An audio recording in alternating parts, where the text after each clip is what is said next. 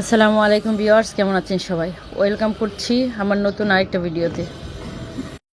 আজকে রান্না করব মুগ ডাল দিয়ে খাসির মাথা। খাসির মাথাগুলা সুদূর নেত্রকোনা থেকে জাহানের জন্য আম্মা পাঠাইছে। মুগ ডাল দিয়ে খাসির মাথা রান্না করার জন্য প্রথমে খাসির মাথার গোস্তগুলাকে ভালো করে ধুয়ে কড়াইয়ে তেল, পেঁয়াজ আর মাংসগুলা দিয়ে একটু ভেজে দিব।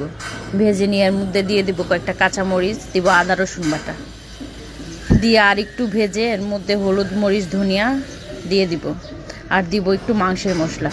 আমার স্পেশাল মাংসের মশলাটা শেষ হয়ে গেছে, তাই আজকে আমি প্যাকেটের মাংসের মশলাটা ইউজ করছি। খুব ভালোভাবে নেড়েচেড়ে ভাজা হয়ে গেলে হালকা আছে চুলার উপরে মাংসগুলা রেখে ডালটা রেডি করে নিব। ডালটা কিছুক্ষণ ভেজে ভালোভাবে পানি দিয়ে ধুয়ে মাংসের মধ্যে দিয়ে দিব।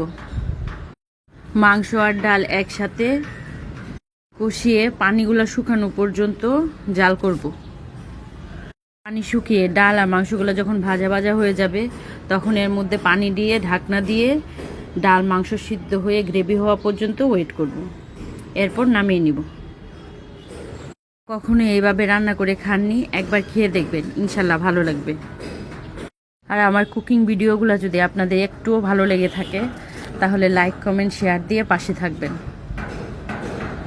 যারা একেবারেই রান্না করতে পারেন না, আমি যে প্রসেসে রান্না করি ঠিক সেই প্রসেসে যদি রান্না করেন, ইনশাল্লাহ আপনাদের ফ্যামিলি মেম্বাররাও আপনার হাতে রান্না খেয়ে খুশি হবে। আমার পরিবারের সবাই আলহামদুলিল্লাহ সবাই আমার রান্না পছন্দ করে। প্রতিটা পরিবারেরই রান্নার টেস্ট আলাদা। কেউ তেল ঝাল নুন বেশি খায় আর কেউ তেল ঝাল নুন কম খায়। আমি আমার পরিবারের রুচি অনুযায়ী রান্না করি আর সেটাই আপনাদের সাথে শেয়ার করি। প্রসেসটা দেখে নেবেন। আপনার পরিবারের মানুষ যে ধরনের তেল মশলা খেতে পছন্দ করে ওইভাবে দেওয়ার চেষ্টা করবেন, তাহলেই সবাই খুশি হবে।